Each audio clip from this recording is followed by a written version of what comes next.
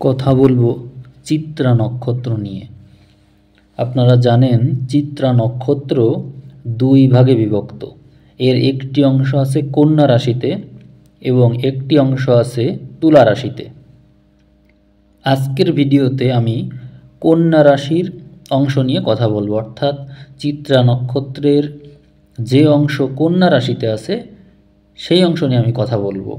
জন্ম সময়ে কারোর চন্দ্র যদি কন্যা রাশিতে 14 নম্বর নক্ষত্রে থাকে তবে তার অবশ্যই চিত্রা নক্ষত্র। সেই ক্ষেত্রে তার কি কি বৈশিষ্ট্য হবে সে বিষয়ে আমি এখন কথা বলছি।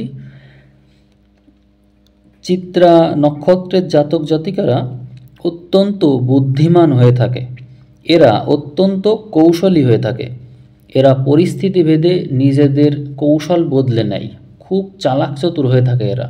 একটি শেয়াল যেমন চালাক হয় তেমনটাই চালাক হয় কন্যা রাশির চিত্রা নক্ষত্রের জাতক জাতিকারা। এদেরকে হারানো বড়ই মুশকিল কাজ। এদের মধ্যে অনুমান শক্তি অত্যন্ত তীব্র হয়, এরা অতি সহজেই অন্যদের মনোভাব বুঝতে পারে, ফলে এত সহজে কারো সাথে এদের বন্ধুত্ব গড়ে ওঠে না। এরা এত সহজে কাউকে কিন্তু বিশ্বাস করে না। সম্পর্কের ক্ষেত্রে এদের মধ্যে দ্বৈত স্বভাব দেখা যায়, যাকে ভালোবাসে তাকেই আবার এরা ঘৃণা করে, ছেড়ে যেতেও দেয় না, আবার আন্তরিকভাবে গ্রহণও করে না। ছেড়ে যদিও দেয় তবুও তার উপর পরোক্ষভাবে ঠিকই তীক্ষ্ণ দৃষ্টি রাখে। এরা সম্পর্ক হতে সুখী হতে পারে না। এরা অত্যন্ত হিসেবি হয়ে থাকে এবং একই সাথে অত্যন্ত বেহিসাবিও হয়ে থাকে, ফলে এদেরকে কেউ বুঝে উঠতে পারে না। এরা হিসাবি, কিন্তু হিসাবি হলেও প্রয়োজন হলে এরা মাত্রাতিরিক্ত ব্যয় করে থাকে, যা অন্যদেরকে অবাক করে দেয়। কন্যা রাশির চিত্রা নক্ষত্রের মানুষ কথা বলে অতি দ্রুত, চিন্তাও করে অতি দ্রুত।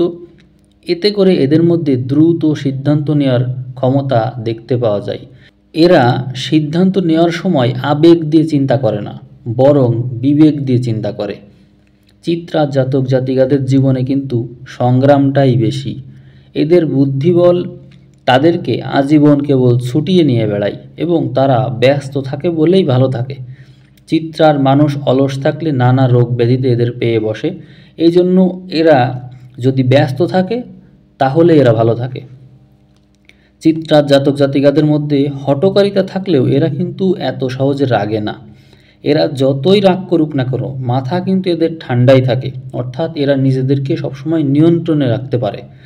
এরা শত্রুকে বহু বছর পরে হলেও উচিত জবাব ঠিকই দিয়ে ছাড়ে। শত্রুর অপমানের বদলা না নেওয়া পর্যন্ত এরা কিন্তু তাকে ভোলে না। চোখের সামনে এদের সেই পূর্বের ঘটনাগুলো ভাসতে থাকে, সেই কথাগুলো এদের কিন্তু মনে পড়ে যায় বারবার। এই প্রতিশোধ স্পৃহা চিত্রার মানুষকে আরও বেশি সংগ্রাম করতে উৎসাহিত করে। সামনে এগিয়ে যাওয়ার পথে এই বিষয়গুলো তাদেরকে উৎসাহিত করে। এদের ভিতরে যদি কোনো ইচ্ছা জন্ম নেয় তবে তখনই তা পূরণের জন্য ব্যস্ত হয়ে ওঠে। দীর্ঘসূত্রিতার কোনো জায়গাই নেই এদের মধ্যে, যেই কথা সেই কাজ, এমন ধারারই লোক হয় এরা। এরা যদি বারবার বাধাপ্রাপ্ত হয় তবে অতি দ্রুত অসুস্থ হয়ে পড়ে। এদের মনোবল নষ্ট হলে এরা একেবারেই ডিপ্রেশনে চলে যায়। এদের মূলত সমস্যা হয় মাথায় এবং পেটে। মাথা ব্যথা, চোখের সমস্যা, গ্যাসের সমস্যা, হজমের সমস্যা, এই বিষয়গুলো কিন্তু এদেরকে খুব বেশি ভোগায়। এরা যদি কাজ নিয়ে ব্যস্ত থাকে তবেই এরা সুস্থ থাকে। দুশ্চিন্তা করলে এরা অতি দ্রুত অসুস্থ হয়ে যায়, এই জন্য এদের স্নায়বিক সমস্যায় আক্রান্ত হতে দেখা যায়। এরা ঘুরিয়ে পেঁচিয়ে কথা বলতে কিন্তু ওস্তাদ। কথার মায়ের প্যাঁচ দিয়ে মুহূর্তের মধ্যে কাউকে এরা হারিয়ে দিতে পারে। এটা কিন্তু এদের স্বভাবজাত বৈশিষ্ট্য। এদেরকে অপমান করলে সাথে সাথে এরা এমন উত্তর দেয় যার কোনো বিশেষ প্রত্যুত্তর বিপক্ষ দলের কাছে থাকে না। এদের উপস্থিত বুদ্ধি এক কথায় অসাধারণ। এরা বহুমুখী প্রতিভার অধিকারী হওয়ার কারণে ঠিক যে কোন গুণটিকে গুরুত্ব দিবে সেই বিষয়টা এরা বুঝে উঠতে পারে না। এরা সর্ববিদ্যায় পারদর্শী হওয়ার চেষ্টা করলেই কিন্তু ভুল হয়ে যায়। এরা নিজের গুণের ভিতরে কোনো একটি গুণকে যদি অধিক গুরুত্ব দেয় এবং সেই বিষয়টিকেই যদি এরা এদের নিজের পরিচয় বানানোর চেষ্টা করে তবে সেটিই হয় সঠিক সিদ্ধান্ত। কিন্তু এই বিষয়টি বুঝে উঠতে এদের জীবনে অনেকটা সময় পার হয়ে যায়। এরা এদের উপস্থিত বুদ্ধি দিয়ে অন্যকে অতি সহজেই ঘোল খাইয়ে ছেড়ে দিতে পারে, কারণ এদের ভিতরে রয়েছে প্রখর মাত্রার ইন্টেলিজেন্স, যার কারণে এদের উপস্থিত বুদ্ধি দিয়ে এরা অতি সহজেই এদের বিপরীত ব্যক্তিকে আন্দাজ করতে পারে।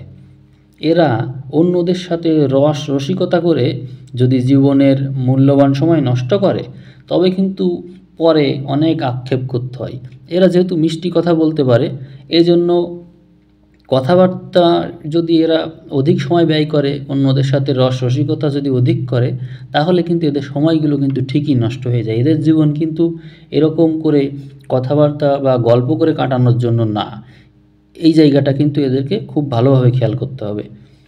চিত্রা জাতক জাতিকাদের জীবনে আরাম আয়েশ কম হওয়ার কারণে এরা সর্বদা এমন কাজ বেছে নেয় যেখানে সবসময় ব্যস্ত থাকতে হয়। এদের জীবনে বুদ্ধিবল অনেক, এই কারণে বুদ্ধিবল ব্যবহার করে অর্থ রোজগার করতে দেখা যায় এদেরকে। তবে কোনো না কোনো কারণে এদের প্রাচুর্য কিন্তু আর থাকে না। এদের এই অর্থ সম্পদ কিন্তু কোনো না কোনো কারণে ব্যয় হয়ে যায়। এরপর একটি ভারসাম্যপূর্ণ জীবন কিন্তু এরা গড়ে তোলে। এরা খুবই সংগ্রামী ও তৎপর হয়। এক্ষেত্রে দুই শ্রেণীর মানুষের দেখা মেলে, কেউ হয় খুবই কর্মঠ এবং কেউ হয় খুবই অলস। চিত্তার মানুষের একটা দোষ হলো এরা সহজ পরিস্থিতিকে জটিল করে ফেলে, তারপর নিজেই আবার সেই জটিলতার সমাধান করে। এরা একটি কাজ নিয়ে পড়ে থাকলে অতি দ্রুত সফল হয়। এদের চিন্তার মধ্যে নানা বিষয় একসাথে খেলতে থাকে। যদি এরা অযথা চিন্তা করা বাদ দেয় এবং বেস্ট সিদ্ধান্তটিকে বেছে নেয়, তবে তা বাস্তবায়ন করতে পারলে এরা কিন্তু বিরাটভাবে সফল হয়। এদের চিন্তার মধ্যে সংগ্রাম সংঘর্ষই অধিক গুরুত্ব পায়। এরা সাধারণত বুদ্ধি ও সাহস প্রদর্শন করতে ভালোবাসে এবং এমন কর্মেই এরা উন্নতি করে থাকে। সেক্ষেত্রে পুলিশ, সেনাবাহিনী বা আইন শৃঙ্খলা রক্ষা প্রভৃতি বিষয়ে কিন্তু এরা ভালো করে। রাজনীতিবিদ ও খেলোয়াড় হিসেবেও এরা সুনাম কুড়ায়। এদের মধ্যে একাধারে সংগ্রাম করে যাওয়ার শক্তি থাকে, যার ফলে এরা অতি সহজেই কিন্তু পিছু হটে না। আর পিছু যদি হটেও যায়, পরবর্তীতে তা সুদে আসলে কিন্তু উঠিয়ে নেয়। এদের জীবনে রোগ, ঋণ, ফাড়া, অর্থকষ্টের আগমন কিন্তু ঘন ঘনই দেখা যায়। কন্যার এই চিত্রা নক্ষত্রের জাতক জাতিকারা খুব বুঝে শুনে যদি জীবনের পথে এগিয়ে যায়, তবেই তা ভালো। না হলে একটি ভুল কিন্তু তাদেরকে অনেক পিছনে ফেলে দেয়।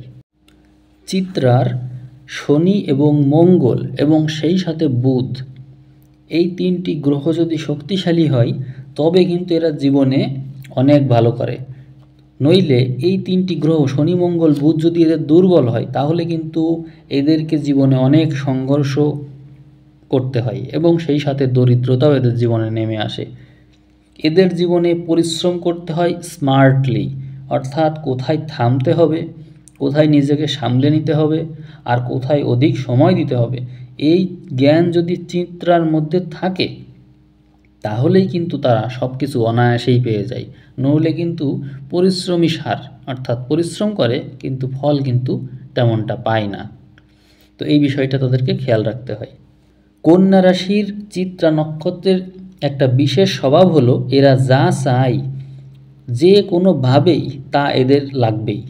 তার জন্য এরা যদি মিথ্যা বলতে হয় বলবে, আবার যদি দুর্নীতি করতে হয় করবে। কোনো ক্ষেত্রে এরা পিছুপা হয় না।